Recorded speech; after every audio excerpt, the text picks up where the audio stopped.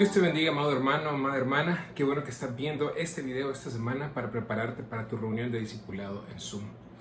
Déjame contarte que este pasado sábado 31 de octubre tuvimos la oportunidad de celebrar los 503 años de la Reforma Protestante.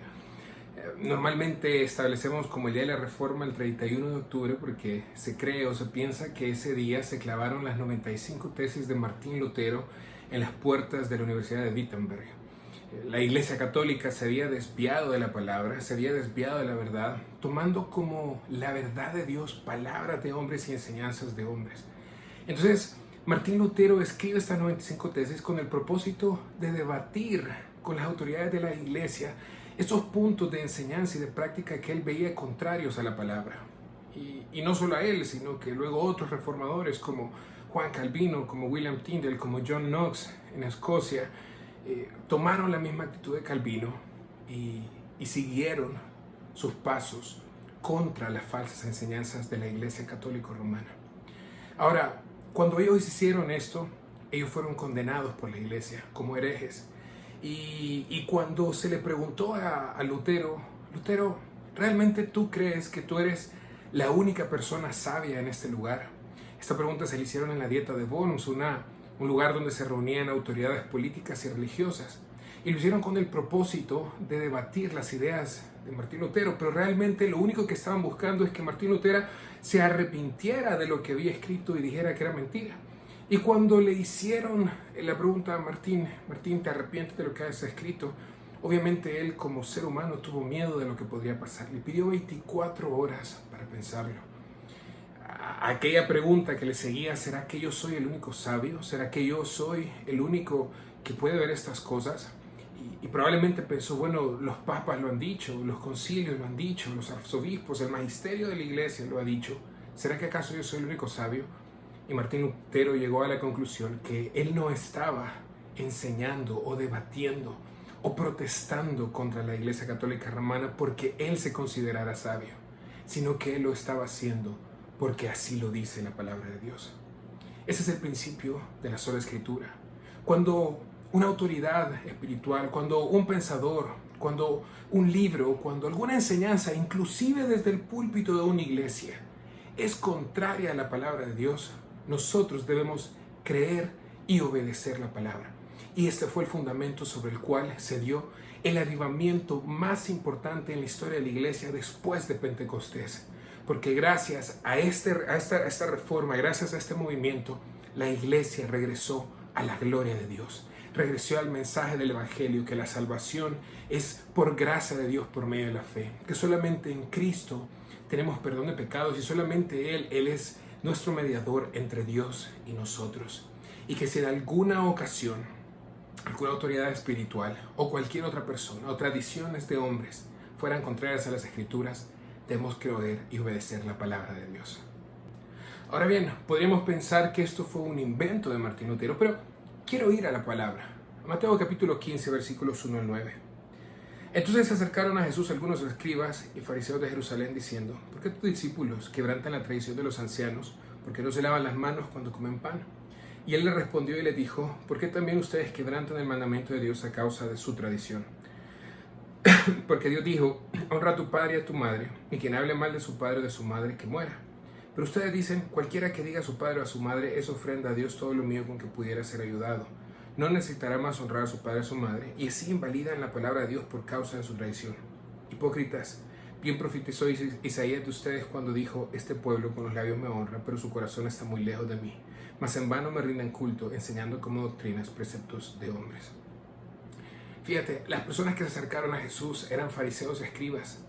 Entre las muchas responsabilidades que estos hombres tenían, una de esas eran escudriñar el Antiguo Testamento para luego enseñarlo, de tal forma que el pueblo pudiera conocer a Dios, pudiera conocer la ley y su voluntad, y de esa forma actuar conforme a lo que es agradable a Dios. El problema es que cuando se acercan a Jesús, acusan a los discípulos de no cumplir una tradición de hombres, porque en ningún lugar de la ley se establece que todos los hombres tienen que lavarse las manos antes de comer. Seguramente hay algunas leyes que tienen que ver con lavarse, luego en algunos rituales de purificación o después de tocar algunas cosas inmundas. Pero ellos habían agregado a la ley tradiciones de hombres. Y la respuesta de Jesús es muy dura, pues le dice: Ellos rompen tradiciones de hombres, pero ustedes rompen los mandamientos de Dios. En el versículo 4, Jesucristo establece que la Biblia, las Escrituras, es la palabra de Dios, porque Él dice, porque Dios dijo, porque estas son las palabras de Dios. Y es que los fariseos habían hecho un artificio para poder hacerse de más dinero, y es que en lugar de honrar a los padres, y bueno, ¿qué es honrar? Honrar es tener en alta estima, honrar es cuidar, honrar es respetar. Y Jesucristo nos enseña que cuidar a los padres financieramente cuando ellos ya no se pueden valer por sí mismos es parte de honrar. Pero los fariseos habían enseñado al Corán que si en algún momento algún joven veía a sus padres en necesidad, él podía decirles, miren, ¿saben qué? Todo lo que yo puedo darles de ayuda ya no se lo voy a dar, porque lo voy a entregar al tesoro del templo. ¿Y quién estaba a cargo del tesoro del templo? Pues justamente este grupo de personas.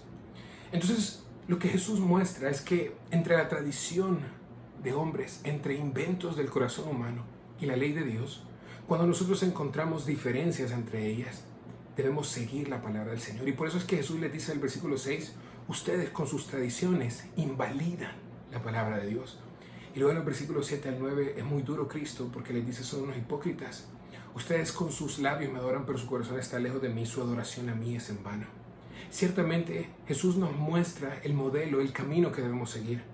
La Biblia es nuestra autoridad final en cuestiones de fe y práctica. La Biblia es nuestra autoridad en cuestiones del conocimiento de la verdad. Y aquí en este momento, cuando la tradición de los fariseos se enfrentaba a la ley siempre tiene que prevalecer. Y eso nos enseña también, por lo que Cristo le dijo haciendo referencia a Isaías, que por mucho que algo parezca espiritual, por mucho que algo que parezca interesante o novedoso, si es contrario a la palabra de Dios, siempre la palabra de Dios tiene que prevalecer. Ahora bien, cuando vemos que Jesucristo mismo nos modela el principio de sola escritura, seguramente Él en ningún momento dijo, bueno, este es el principio de sola escritura.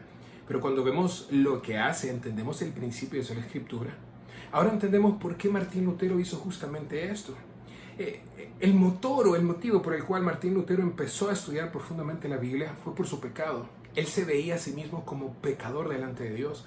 Y aunque practicaba los sacramentos y aunque practicaba las penitencias que establece la Iglesia Católica Romana, nunca encontró paz para su corazón. Entonces, al estudiar las Escrituras, pues llegó a Romanos 1:17, cuando haciendo referencia a Habacuc, el apóstol Pablo dice, mas el justo por la fe vivirá. Y estudiando la palabra y estudiando el Evangelio se dio cuenta que la salvación o la justificación no es por fe más obras, sino por medio de la fe. Solamente confiando en Jesucristo como el Cordero de Dios que se sacrificó en lugar nuestro para propiciar la ira de Dios, para cambiar la ira de Dios sobre nosotros por su amor, por su bondad, por su cuidado, por su protección de Padre. Solamente confiando en ese sacrificio es que podemos ser justificados, porque la vida de Cristo es imputada a nosotros como nuestros pecados fueron imputados a Cristo en la cruz y Él pagó por nuestra maldad. Eso es exactamente lo que dice, por ejemplo, Romanos capítulo 5, versículos 1 al 2. Por tanto, habiendo sido justificados por la fe, tenemos paz para con Dios por medio de nuestro Señor Jesucristo, por medio de quien también hemos obtenido entrar por la fe esta gracia en la cual estamos firmes y nos gloriamos en la esperanza de la gloria de Dios.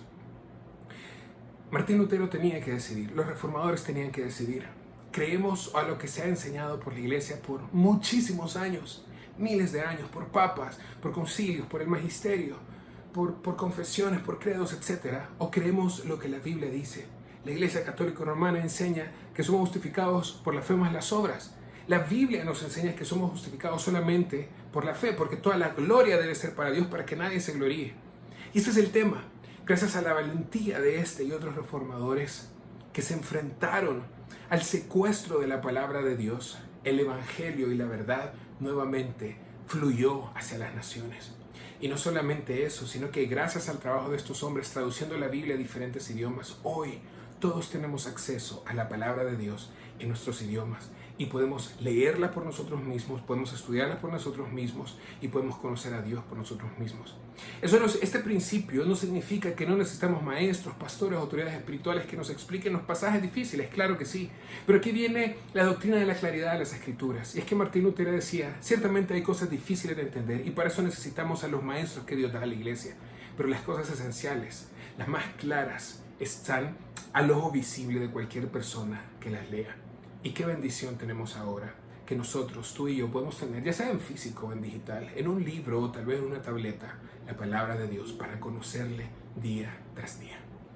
Entonces, habiendo estudiado la palabra, habiendo estudiado la historia, nos queda la pregunta, ¿sigue siendo la Biblia relevante para nosotros? ¿Deberíamos seguir este principio nosotros como cristianos del siglo XXI?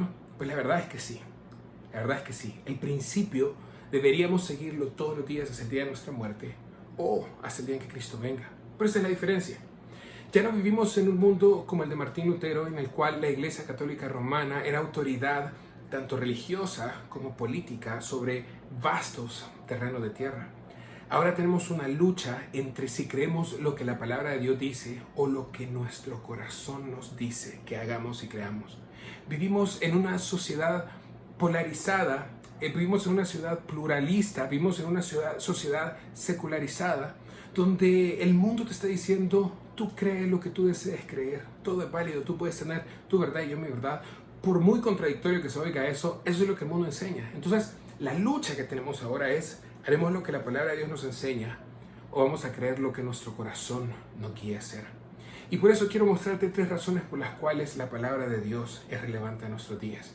Primero, ¿por qué es la palabra de Dios? Sé que esto se puede escuchar redundante, pero si realmente tenemos conciencia que Dios es el creador y el sustentador de todo lo que existe, que Él fue el ser todopoderoso que inició de la nada las cosas, que nos dio vida, que sostiene tu vida y la mía, que sostiene todo el mundo de la forma en que trabaja y que funciona.